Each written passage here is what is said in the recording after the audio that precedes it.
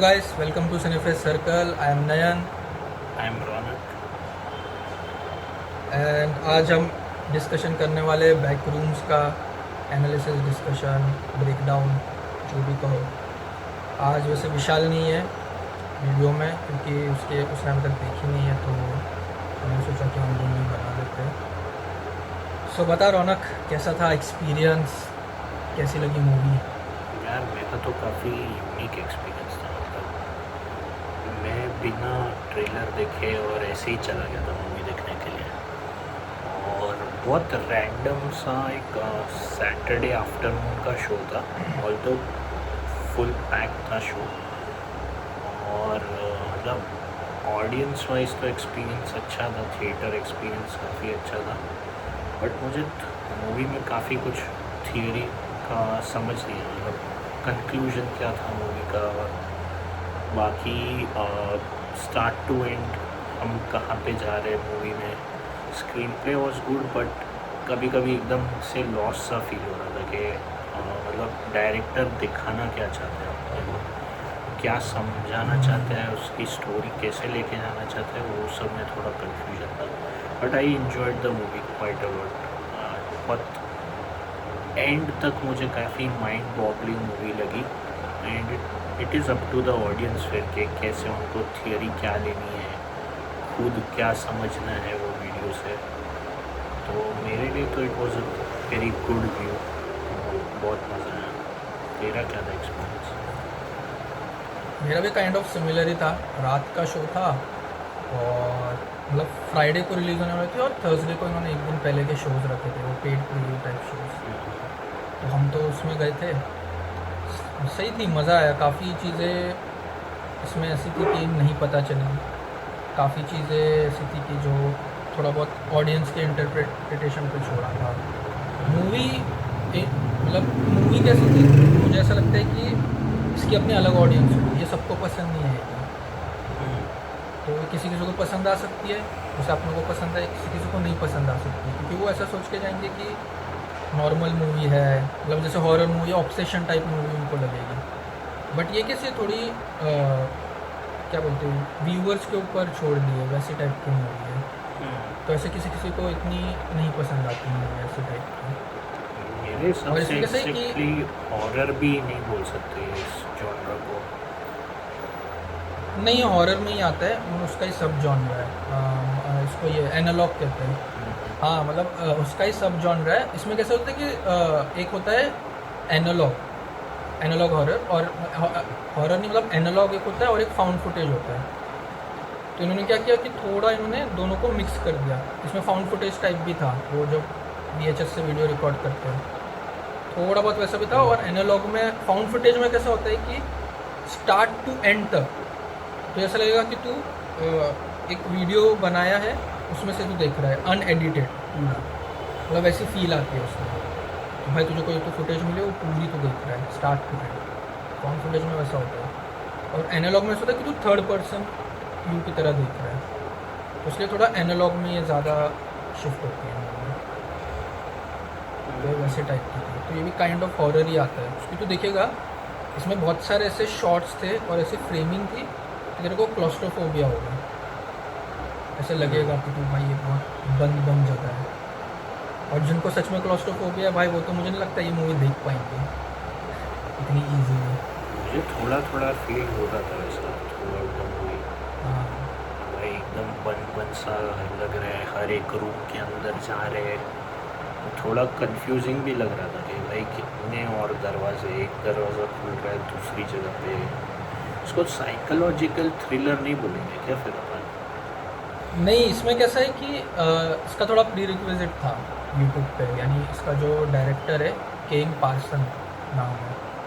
तो उसका उसका मैं थोड़ा तुझे हिस्ट्री बताता हूँ। तो उसमें ऐसा है कि वो अभी तो 20 साल का है, अभी शायद 21 साल का होगा। जब उसने मूवी बनाई थी ये वाले 20 साल का था, और इसके पहले वो यूट्यूब पे ये बनाता था, वीडियोस बनाता था। तो इसमें ऐसा था कि बहुत पहले रेडिट वगैरह पे ये बैकरूम का एक फ़ोटो वायरल हो रहा था काफ़ी, जो पूरा येलो स्टोन और ऐसे एक रूम है एम्प्टी सा। तो उसने वो उसको उठाया, मतलब बेसमेंट टाइप वो रूम को उठाया और उसने अपने हिसाब से यूट्यूब पे स्टार्ट किया वीडियो। और ये क्या था, ब्लेंडर आर्टिस्ट था वो ब्लेंडर सीखता था और ब्लेंडर पे ही बनाता था। इवन ये जो मूवी है वो उसने वैसे ही बनाई है, ब्लेंडर प्लस प्रैक्टिकल इफेक्ट, ये दोनों मिक्स करके उसने ये बैक रूम जो है वो वैसे बनाई है। तो वो फिर वीडियोस बनाता था उसमें, फिर धीरे धीरे उसने बैक रूम बनाया, फिर बैक रूम से उसने पूरा एक लोर बनाया। तो वो कैसा है कि केन पिक्सल करके उसका है यूट्यूब पे चैनल है, तो उसमें तुम चेकआउट कर सकते हो, बहुत सारे वीडियोस हैं उसके बैकग्राउंड्स के अंदर भी। तो उसमें उसने धीरे धीरे करके बनाया, तो उसने पूरा एक लोअर सेट किया है, तो उसने वही इसमें कंटिन्यू किया ये मूवी में। अच्छा। अब इसमें ऐसा था कि मुझे भी पता नहीं था ये पहले, और मोस्टली बहुत सारे इंडियन ऑडियंस को नहीं पता होगा, बहुत लोगों को पता भी होगा, बट बहुत मेजॉरिटी लोगों को नहीं पता होगा। बट वहाँ के जो लोग हैं बाहर के, तो उनको पता है, उनको ये सब आइडिया है जो देखने गए। तो इसलिए तो देखिएगा ना, यहाँ अपने यहाँ पे थोड़े मिक्स रिव्यूज़ आ रहे हैं बैकग्राउंड के, या तो किसी को बहुत पसंद आ रही है, या किसी को वही कि समझ नहीं आया और क्या चल रहा है ऐसा बोल रहे हैं। तो इसमें ऐसा ये रहता है, ऐसा समझ। हाँ हाँ, बोल। नहीं बोल बोल, फिर मैं हिस्ट्री बताता हूँ, इसकी लोर बताता हूँ।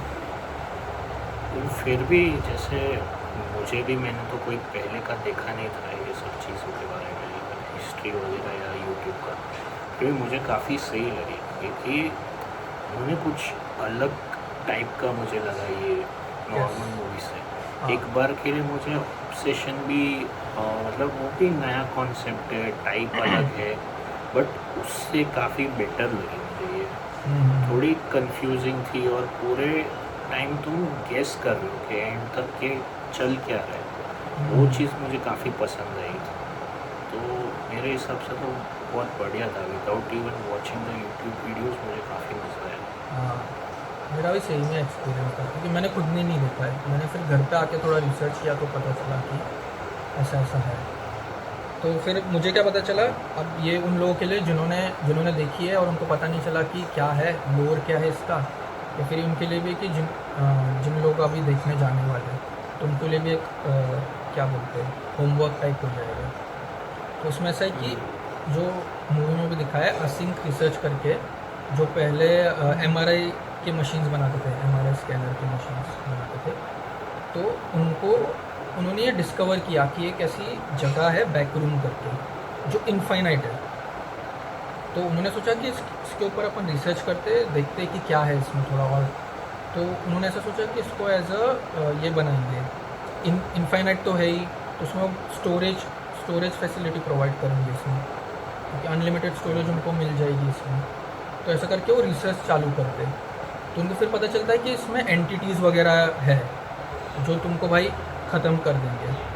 फिर और वो लोग रिसर्च करो तो उनको पता चलता है कि एक नल जोन्स करके बन रहा है।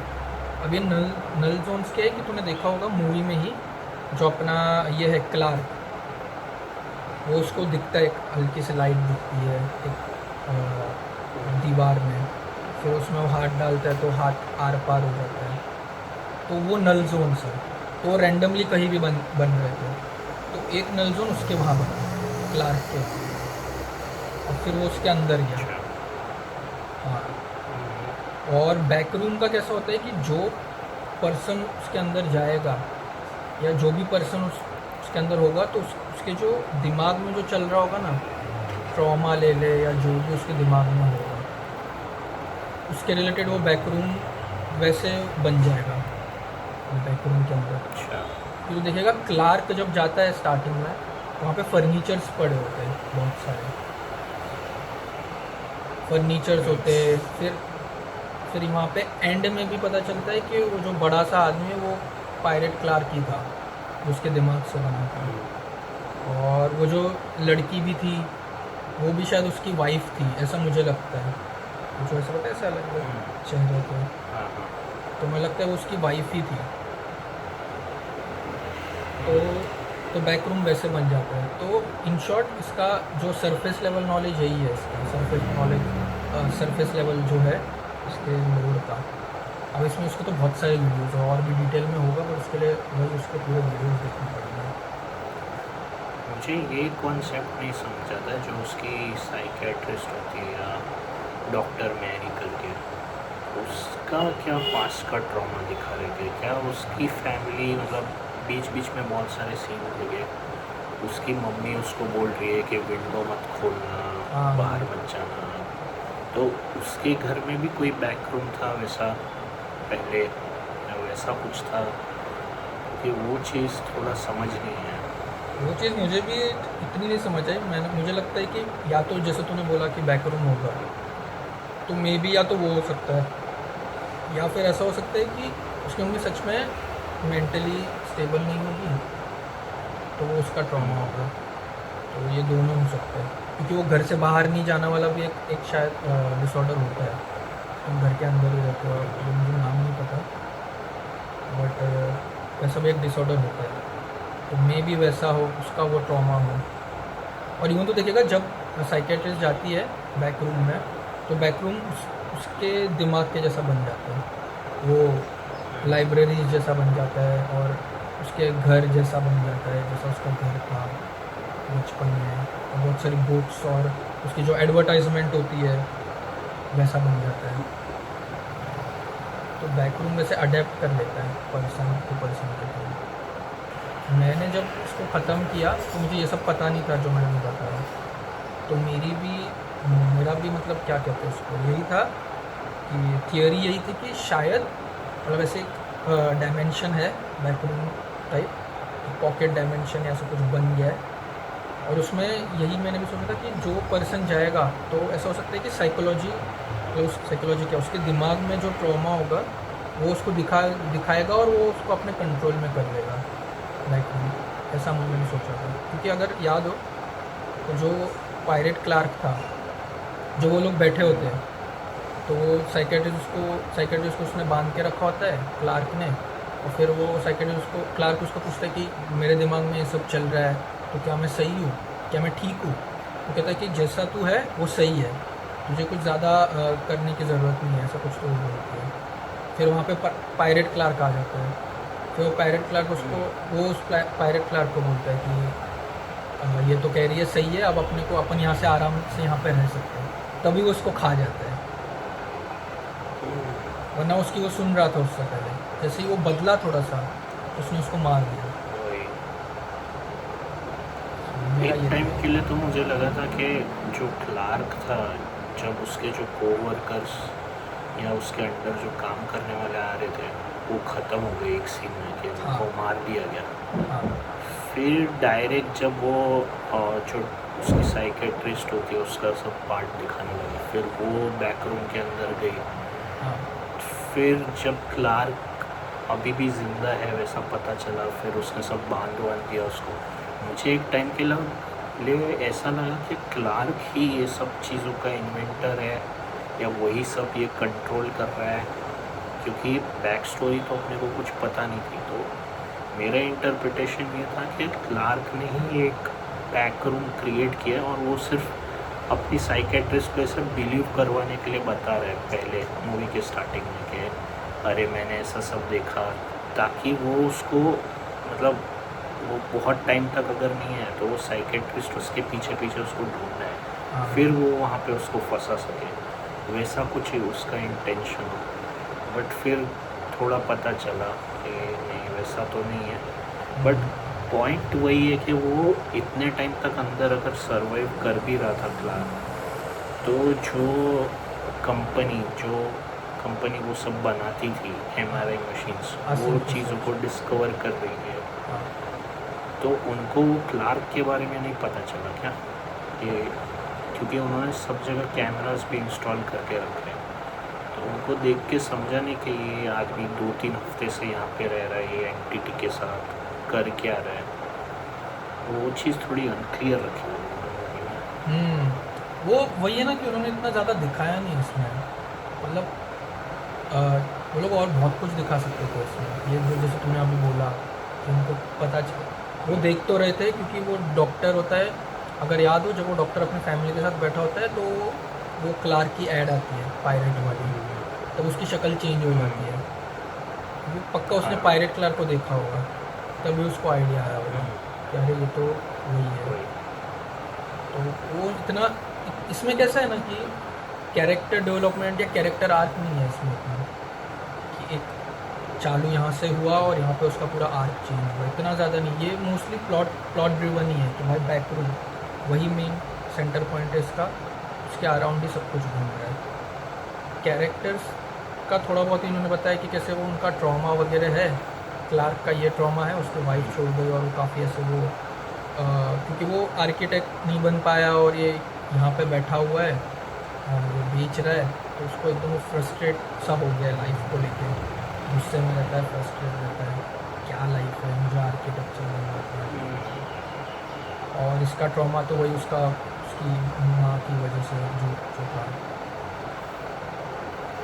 कैरेक्टर्स भी काफ़ी लिमिटेड रखे हुए हैं मूवी में। जो मेन था वो क्लार्क और जो उसकी डॉक्टर थी, उसके अलावा ज़्यादा से ज़्यादा बस वो डॉक्टर्स जो वहाँ पे कर रहे थे मॉनिटर, बस इतने 4-5 कैरेक्टर ही दिखा है, बाकी थे ही नहीं बिल्कुल भी।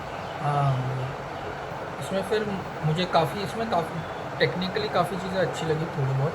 एक तो था जिन्होंने फ्रेमिंग रखी है क्लॉस्ट्रोफोबिया वाली, वो कंपोजिशन भी बहुत अच्छे थे इसके, कोई शॉट के कंपोजिशन बहुत अच्छे थे, और कलर पैलेट भी बहुत बहुत सही था। अगर तो देखेगा ना, काफ़ी ऐसे तेरे को थोड़ा कलरफुल भी लग रहा था, प्लस तेरे को ऐसे रिच फ्रेम्स तुझे रिच लग रहे थे अगर तुमने देखा होगा तो।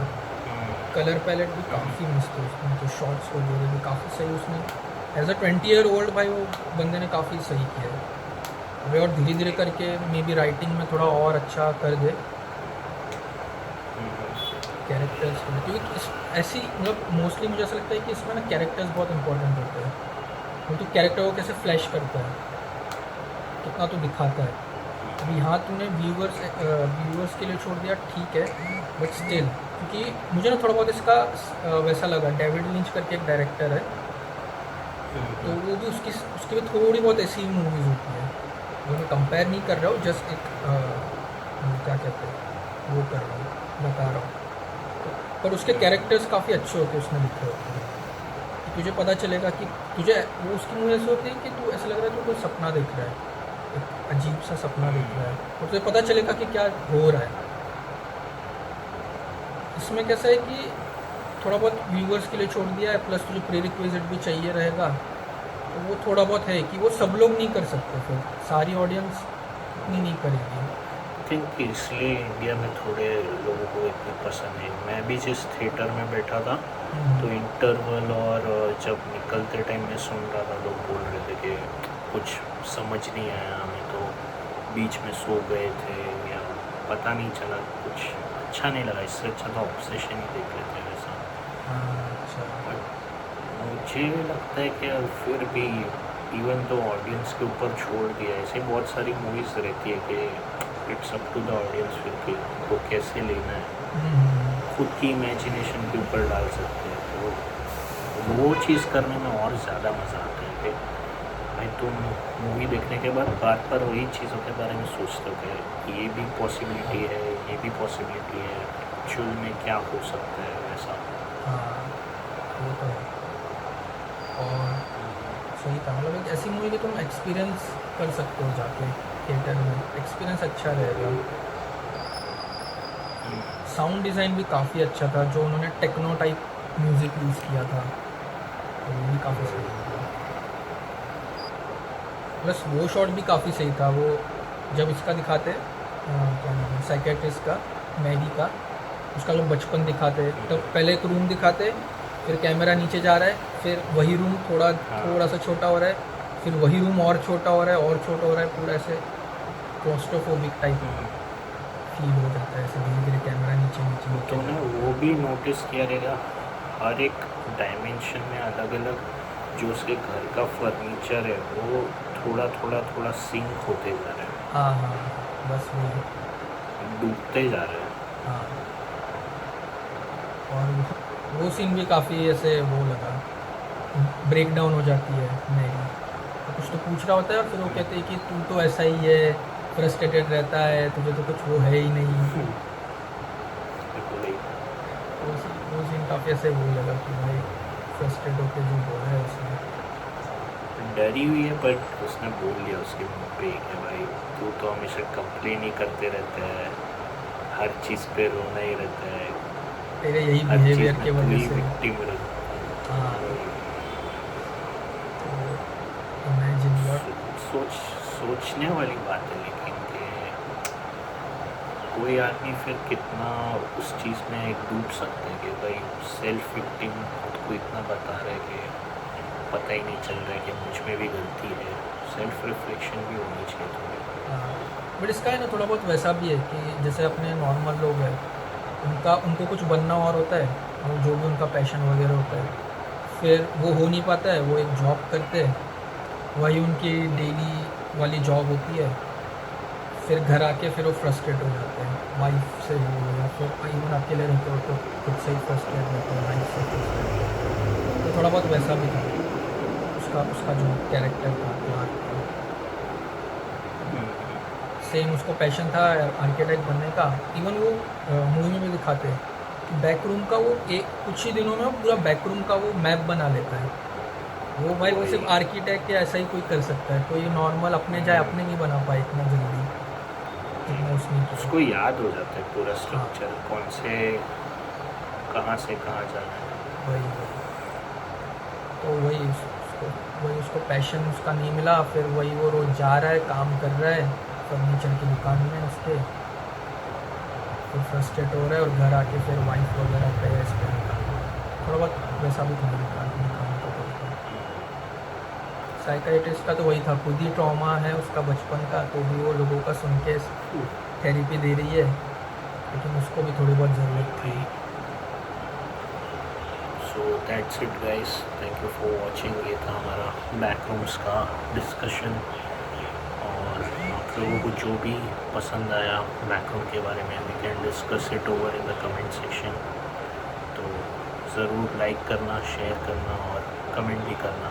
Will come back with more videos. Subscribe भी करना।